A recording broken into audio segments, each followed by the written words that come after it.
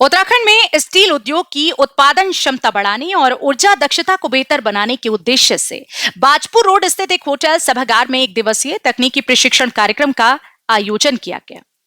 Efficiency improvements in induction furnaces and rolling mills विषय पर आयोजित ये प्रशिक्षण कार्यक्रम national institute of secondary steel technology यानी NISST द्वारा आयोजित किया गया, जो मिनिस्ट्री ऑफ स्टील इंडिया के अधीन स्थापित एक प्रमुख संस्थान है।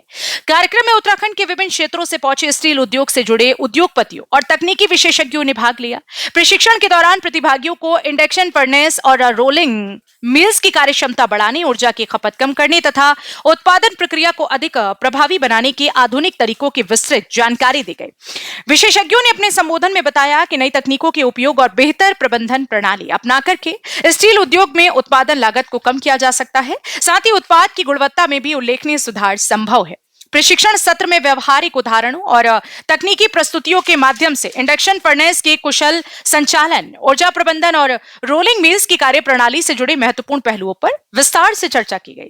कार्यक्रम में मौजूद उद्योग से जुड़े लोगों ने कहा कि इस प्रकार के तकनीकी प्रशिक्षण कार्यक्रम उद्योगों को आधुनिक तकनीक से जोड़ने और कार्य कुशलता बढ़ाने में अहम भूमिका निभाते हैं। इससे न केवल उद्योगों की प्रतिस्पर्धात्मक क्षमता बढ़ेगी, बल्कि ऊर्जा संरक्षण और उत्पादन गुणवत्ता के क्षेत्र में भी सकारात्मक परिणाम देखने को मिलेंगे। इस अवसर पर NISST के निदेशक परमजीत सिंह ने उद्यमियों को आधुनिक तकनीकों के माध्यम से ऊर्जा दक्षता बढ़ाने और उत्पादन प्रक्रिया को अधिक प्रभावी बनाने के उपायों की जानकारी दी।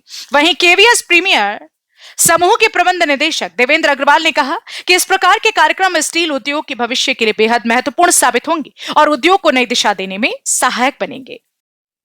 ये जो प्रोग्राम है, इसका उद्देश्य ये है कि जैसे मैंने इंस्टीट्यूट का नाम है national institute of secondary technology. ये जो इंस्टीट्यूट है वो छोटी इंडस्ट्री जो है उसके लिए काम करता है। पूरे भारत भर में अराउंड 2000 इंडस्ट्री हैं।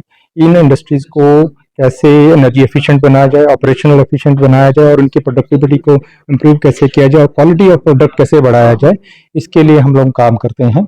और उद्देश्य ये है कि मेन जो है कि जब हम जो इसके अंदर फ्यूल यूज करते हैं या पावर यूज करते हैं, तो इसके कारण कार्बन जो बर्न होता है, कार्बन के कारण उसका इम्पैक्ट जो है इन्वायरमेंट पे आता है, CO2 का इम्पैक्ट आता है।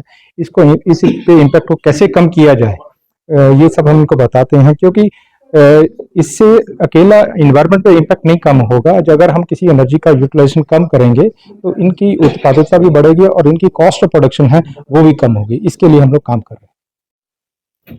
देखिए, परिवर्तन तो प्रकृति का नियम है और वो हर क्षेत्र में बराबर होते रहते हैं। हमारी जिम्मेदारी है कि हम अपने आप को उन परिवर्तनों के अनुकूल बनाएं। और अगर हम इंडस्ट्री की बात करें तो हम जो हमारे कंज्यूमर्स हैं उनकी हमसे क्या अपेक्षाएं हैं, क्वालिटी के संबंध में हो या किसी और विषय में, उसके लिए हम हमेशा तत्पर रहें। कोई भी ज्ञान हमेशा पर्याप्त नहीं होता।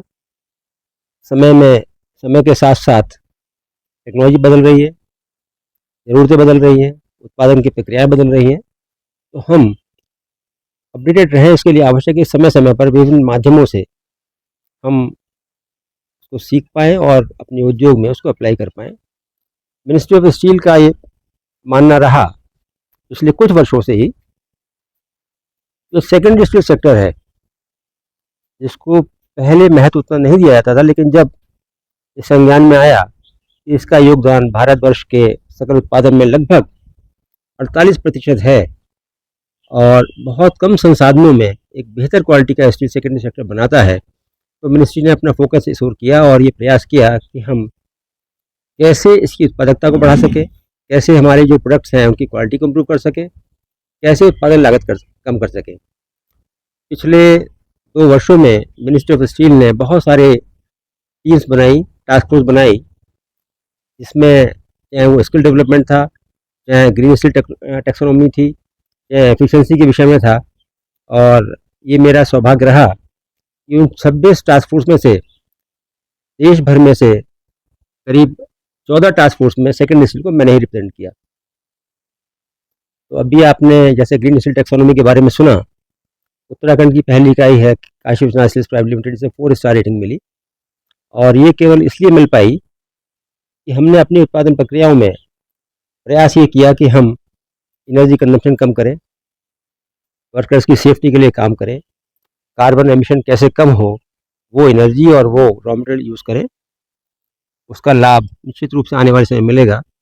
तो बहुत समय से हम प्रयास ये कर रहे थे कि हमारे क्षेत्र के उद्यमी हैं, कैसे उन तक बात पहुंचाई जाए, उनकी समस्याओं को सुना जाए और उसके लिए टेक्निकली कैसे सॉल्यूशन दिए जाएँ। तो मैं काफ़ी समय से प्रयास कर रहा था। मिनिस्ट्री ऑफ स्टील में अधिकारियों से बातचीत होती रहती है, तो आज ये एक वर्कशॉप यहाँ पे आयोजित की गई और इसमें पूरे उत्तराखंड के जितने व्यवसायी हैं, उद्यमी हैं, सबको आमंत्रित किया गया। विभिन्न कारणों से बहुत से लोग नहीं भी आ पाए। तो आज चाहे वो मेल्टिंग का विषय हो, चाहे रोलिंग का विषय हो, उसकी बारीकियों पर यहाँ पर अभी प्रेजेंटेशन आरंभ हो गए हैं और आगे भी होंगे और विभिन्न उद्योगों से काफ़ी मात्रा में जो शॉप फ्लोर पर काम करने वाले टेक्नोलॉजिस्ट हैं, टेक्नीशियंस हैं, यहाँ आज आए हुए हैं। तो मिनिस्ट्री का जैसा प्रयास है कि हर स्टेज में इस टाइप के कम से कम 2 वर्कशॉप्स हों। तो कुछ समय अवश्य लगेगा, लेकिन बहुत से लोग जो अभी इन विषय को नहीं समझते, उनमें जागरूकता पैदा होगी और निश्चित रूप से आने वाले समय में सेकेंडरी सेक्टर का कंट्रीब्यूशन सकल उत्पादन में बढ़ेगा ही।